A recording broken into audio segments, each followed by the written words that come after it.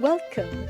You're listening to Latin Waves with your hosts, Sylvia and Stuart Richardson. Latin Waves is more than just hot rhythms. This is a show about community, about creating a culture that is inclusive and based on fairness.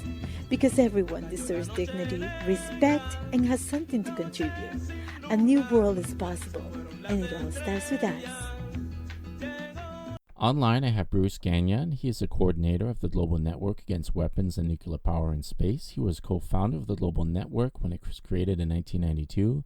He writes for a blog called Organizing Notes, and I would say he's been a lifelong labor and peace activist, and he's always been consistent in his principles towards peace and a more calm and humane world. Welcome to the show, Bruce. Thank you very much, Stuart. Glad to be with you. Now, recently I was speaking with a few people about the Ukraine conflict, and I'm still floored at the level of gaps in their knowledge, or I could say ignorance in their knowledge. Could you fill us in just on some background details of how we got to this point, why Russia invaded? I'm not saying it's a big justification. I'm just saying, how did this war happen? It didn't just appear out of nowhere. Well, all the way back to 2008, people can find the speech, Putin's speech to the Munich Security Conference in 2008. He was pleading with the West for security guarantees. NATO was expanding continuously since the Clinton administration. Clinton called it NATO enhancement. At the same time, Gorbachev had been promised at the time of the collapse of the former Soviet Union that NATO would not expand 1 inch towards Russia. But then Clinton again broke that promise. And then at the same time, NATO war games right up onto the Russian border were increasing as NATO was expanding. And then the U.S. deployed missile launch facilities in Romania and Poland a couple of years ago that can fire first strike attack nuclear-capable cruise missiles, essentially a Cuban Missile Crisis in reverse, except this time, in this Cuban Missile Crisis, the American people don't know anything about it. So Putin, again, all the way back to 2008, was pleading for security guarantees, cooperation, let's discuss this stuff. And sitting in the front row, listening to him, smirking at him, were John McCain, the former senator from Connecticut, who was vice president at one time. I'm blanking on his name right now, okay. But anyway, he was there. Bill Gates, Secretary of Defense. They were all laughing at him. So, obviously he came away from that meeting with nothing. And then in 2014, late 2013, early 2014, during the Obama administration, the U.S. orchestrated a coup d'etat in Kiev that was muscled through in the streets in the famous Maidan so-called revolution. It was a color revolution that threw out President Yanukovych, a elected president, who was trying to balance between Russia and pressure from the European Union to reject Russia and go with Europe in terms of economics and foreign policy and everything else. So he was pushed out of power, backed up in the streets by the Nazis, who were absolutely present, violent. Everybody knew about it. I was watching this whole scene in real time on YouTube. And then soon after, in 2014, one of the first things the new government did, imposed by the U.S., was to declare the speaking of Russian in Ukraine illegal. Well, half the country speaks Russian, particularly the part of the country in eastern Ukraine, right along the Russian border. The Nazis predominate more on the western side of the country, near the Polish border. And so the people of eastern Ukraine, the Russian ethnics, they began holding peaceful protests, gathering referendum signatures, saying we want a federated Ukraine. A lot of people say they were Russian separatists, but that wasn't true. They were calling for a federated Ukraine. We just want local autonomy within Ukraine. We want to be able to speak our own language.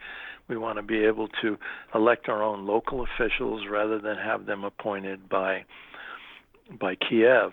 by the new government, the new right-wing government, the new U.S.-controlled government. What happened then was the U.S. was training and arming and directing and funding these Nazis and the Ukrainian military and bases in western Ukraine. I know this because one of my friends, his son in the U.S. Special Forces at Fort Carson, Colorado, was sent to this base called Kamaletsky twice in western Ukraine to train the Ukrainian army. They created a National Guard and brought the Nazis into the National Guard. And then they would send them to eastern Ukraine to attack the Russians who were marching peacefully in the street calling for a federated Ukraine. The coal miners, a lot of coal mines in eastern Ukraine, again, right along the Russian border. The miners came out of the mines to defend their families. They were called, again, Russian separatists. They were called Russian forces. They were just local Ukrainian citizens defending their families against these attacks by the Nazis. And again, I'm watching all of that in real time on YouTube. And so that's when the war began in 2014. And so over the next 8 years, we saw more than 14,000 Russian ethnics in eastern Ukraine killed by their own country, more than 34,000 wounded. Repeatedly, Putin kept pleading with the West, with Europe, with NATO, with the U.S. to agree to security guarantees, to stop this attacks on the Russian ethnics in eastern Ukraine. He helped lead the formation of the Minsk agreements. Russia was not a party in them. Russia was helping to negotiate these. But they were agreements between the people in the Donbass, the region of eastern Ukraine that was being attacked, an agreement between them and the Ukrainian federal government that Ukrainian government would pull their military back. They would allow for this federation of Ukraine, local autonomy for local people. Putin was not demanding at that time that these people become Russian, part of Russia, or anything like that. And then in the last few months, we've heard the former presidents of Germany, Angela Merkel, the president of France, Hollande, and we've even heard Petro Poroshenko, the former president of Ukraine, all say the same thing. We never intended to enact the Minsk agreements. We just used them as time to build up our military so that we could further attack the Donbass. So that's the story, and that's the reality. So eventually, by 2022, the slaughter of the Russian ethnics, Ukrainian citizens, inside of eastern Ukraine got so great that Putin was really forced to make a move. At the same time, it became clear that they had, in these intervening 8 years, the US and NATO had built up the Ukrainian army to a major scale with equipping the hell out of them, more than 300,000 troops, and it was clear from information that the Russians were intercepting that they were going to do a full onslaught against the people of eastern Ukraine. And that's when Russia started what they called a special military operation. Just one more thing I'd add. On that very same day that Russia began the special military operation, the US and NATO began a war game called Cold Response on the Norway-Russian border. And right at that spot, they began this war game, and it was all about controlling the Arctic. And so I believe one of the key reasons that the United States and NATO are trying to take down Putin, they're trying to do regime change, they're trying to break Russia up into smaller countries, is because of climate change. As we look at the Arctic region, the ice is melting fast, and soon it will be possible to drill up in that region. Russia has a vast resource base, and for the last 500 years, just about every year, like clockwork, a different European country volunteers to attack Russia to try to break it up.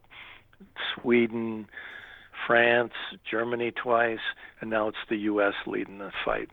And so this is the game.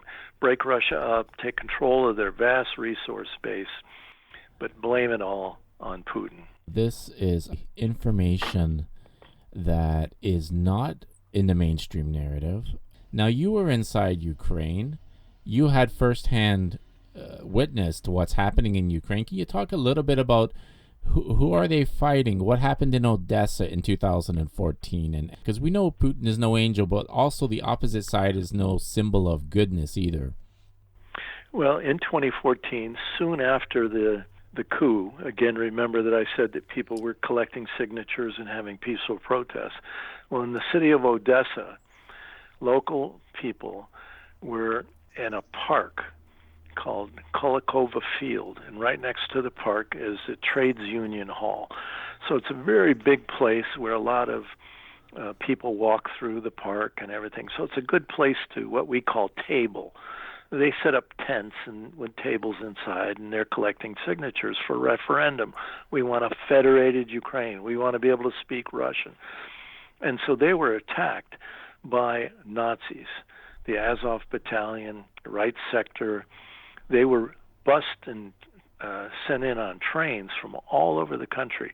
Remember what I said, that in western Ukraine, near the Poland border, that's where the Nazis predominate. When Hitler swept through in World War II, attacking the Soviet Union, he swept through Ukraine. When he came into western Ukraine, just again along the Poland border, a guy by the name of Stefan Bandera, a Ukrainian nationalist, put on a Nazi uniform, joined Hitler. His followers joined Hitler, and they helped round up and kill tens of thousands of Jews, Gypsies, Poles, and Russian ethnics. And so this part of Ukraine has always been about Nazis, allied with Nazis. And May 2nd, 2014, they brought in these Nazis from western Ukraine, brought them into Odessa, a city on the Black Sea, and they attacked the people that were tabling at the Kulikova Field. The people ran inside of the Trades Union Hall, shut the door, and then the Nazis outside the building were making Molotov cocktails, throwing them through the windows. A fire soon started inside the building. The front door was on fire. And the people inside, there were at least 100 of them that were in there. And their tabling operation, it was a real big thing. It was a big park. They had many of these tents out there where they were tabling. And so they started coming to the windows to get some air because the smoke was getting worse. And there were pictures. It's again, I'm watching this almost in real time on May 2nd, 2014, on video and YouTube. A lot of those videos, YouTube has been cleaning out a lot of this stuff over the years since then, but a lot of it is still available if you look hard enough. If you go to my blog, Organizing Notes, Notes, on May 2nd, I did another story about it, so it's easy to find. Anyway, there are pictures of guys on the ground, Nazis on the ground, shooting at the people coming to the windows for air. Soon the fire got so bad, people started jumping out the window. And it's like 3 floors, and when they hit the ground, the Nazis with bats were beating them to death. And they killed well over 40 people. There's well over 100 to this very day have never been found. Many people believe they were killed, and God knows what happened to their bodies. Some people were arrested, but they were only the people that were inside the building, and they were then taken to the Security Bureau, the SBU of the new Ukrainian government, and sort of their version of the FBI and the CIA all in one. And they never were heard from again.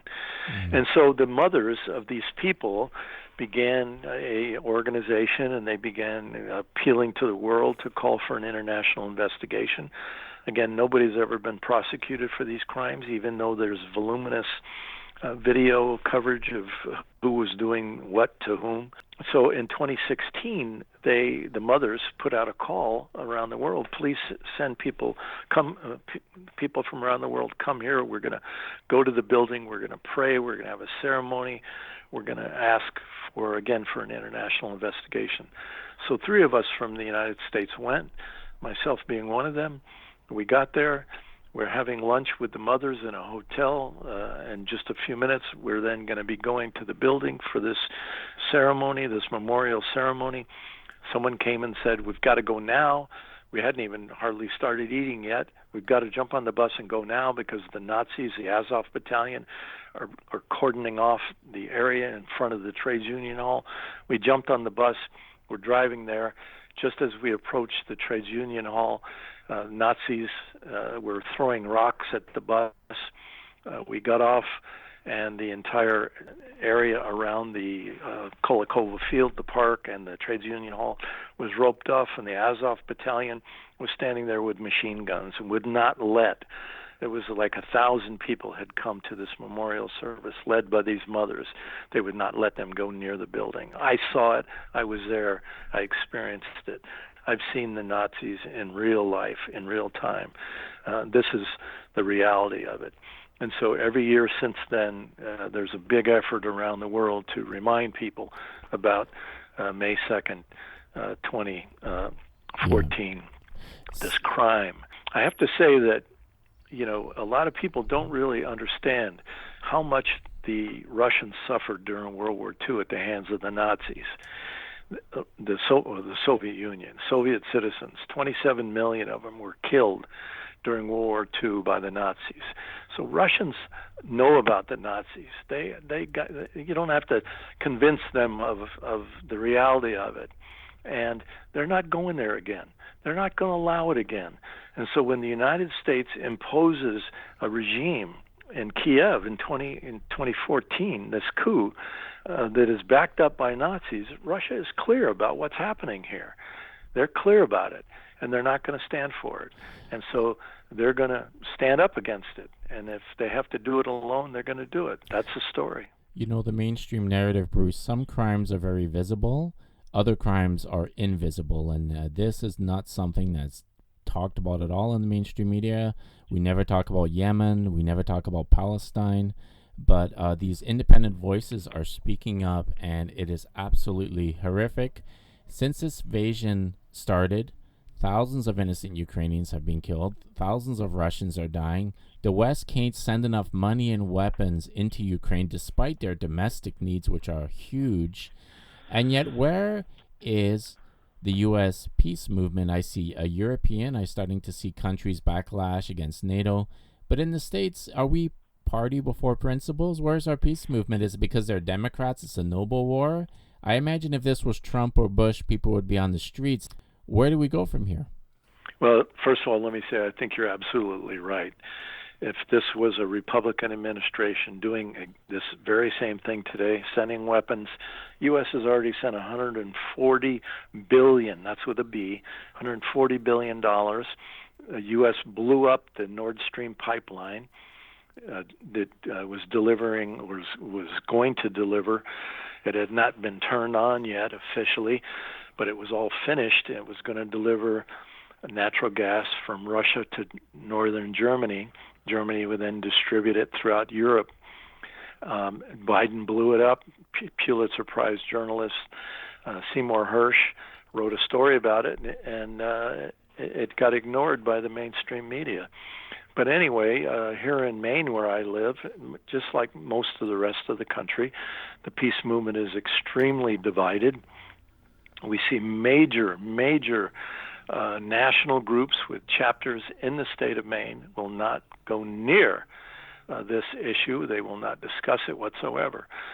And I saw the same thing during Yugoslavia in the early 90s when the US and NATO broke Yugoslavia up into smaller pieces.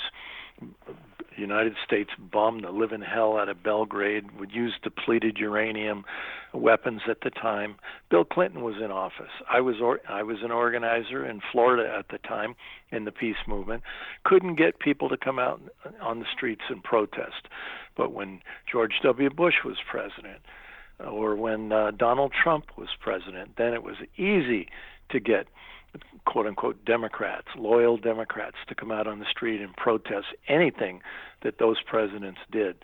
So I believe it is true indeed that many of the people that that proclaim that they're peace activists put their party first, their Democratic Party first, before anything else.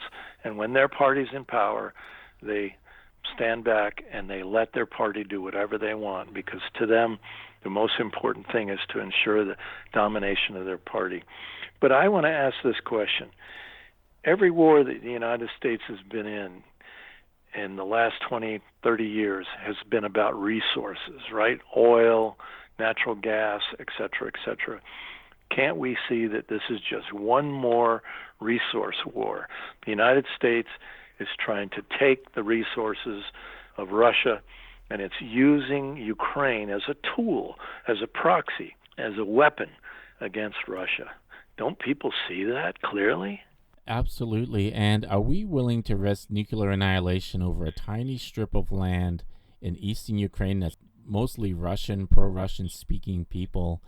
Every single day we're getting closer and closer, and people seem to kind of bury their heads in the sand. What will it take to have peace? And before you answer that question, I asked a fella at the gym, I said, what will happen if Russia actually starts losing and they actually start incursions into Russia and they're backed in a corner? What happens then? Has anyone given any thought to the fact that if you push a nuclear power into a corner, terrible things might happen? Well, it's a good question. And at this moment, England has sent depleted uranium shells for tanks. First they sent tanks, and then they're sending depleted uranium shells. These are nuclear weapons. And they've also just sent cruise missiles that have now been used in the last several days against the city of Donetsk, one of the cities of eastern Ukraine, former eastern Ukraine. It's now they voted and became part of Russia. Also, it's not if Russia is attacked. It's been going on for quite a while now, constantly. Ukraine has a big border with Russia. There are sections of really rural Russia that are constantly being attacked.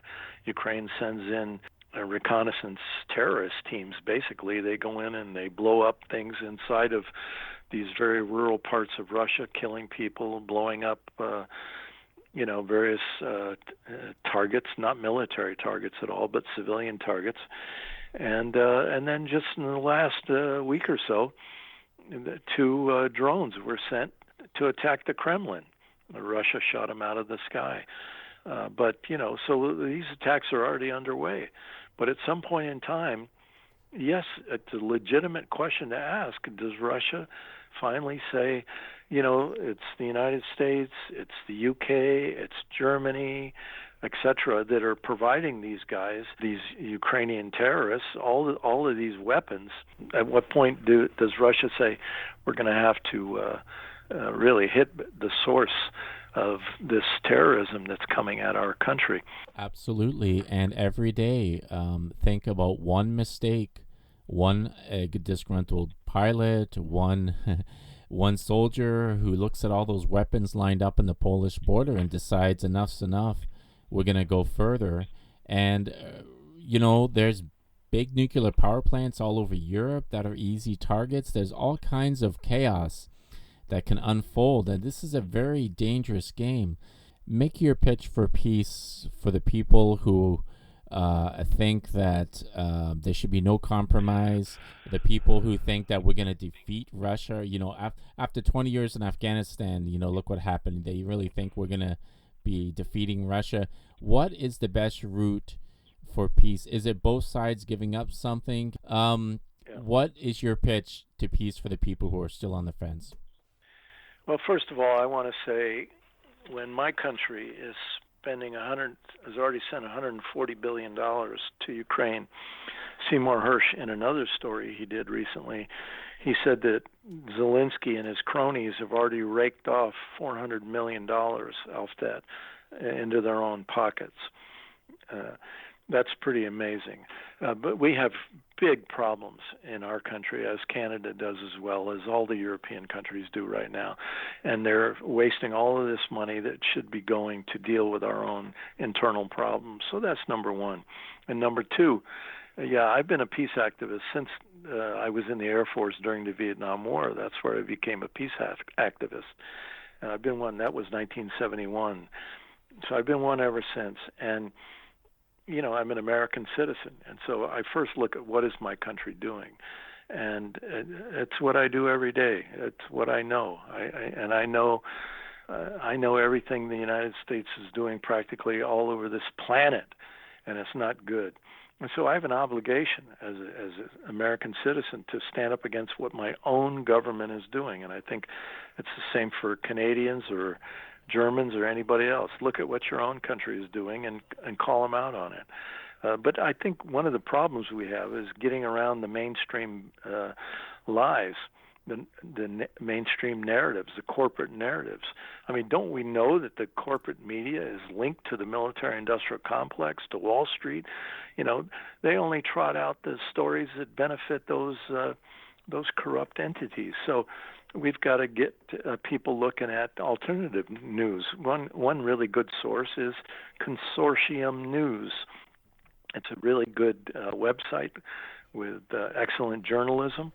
I refer people to my blog, Organizing Notes, Notes, where every day I'm posting things from all over the world about movements for peace. There are people doing good peace work around the world, interviews, stories about what's happening inside Ukraine. I just posted yesterday one called History Lesson. The war began long before 2022. And I show a 2018 video. Now, again, remember, this is 4 years, 2018, 4 years ago, before this Russian special military operation began.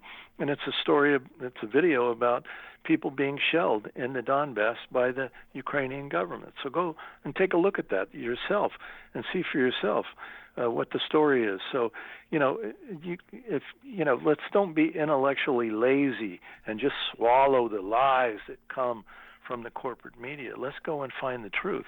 Now, I know for a fact that a lot of people are afraid to face the truth because they're afraid of being called Putinistas. They're afraid of being rejected by family and friends, et cetera, et cetera. But, as you say, we're facing nuclear war. We're facing World War III. Do you have children? Do you have grandchildren? Do you have relatives? Do you love the nature on the planet Earth? Is there anything that can motivate you to want to protect life on this planet that would be completely decimated if we allow this thing to keep going the way it is? And now on top of all that, the United States is determining that it's going to go after China and use Taiwan the same way they're using Ukraine today as a tool to create a war with China. So how does the United States and its allies think that they can fight two nuclear powers at the same time? I mean, it's pure insanity. So right. People, take a trip to the Wizard of Oz and find a heart and some courage and help stop this terrible, terrible war that's coming our way if we don't do anything. Well said, Bruce. And I wanted to thank you for your long service to the cause of peace and a more just and humane and peaceful world. And I thank you for your time today. Thank you, Stuart. Thank you for listening to Latin Waves. Latin Waves is an independently produced syndicated radio program made available for free to campus and community radios, and also to the world at latinwavesmedia.com.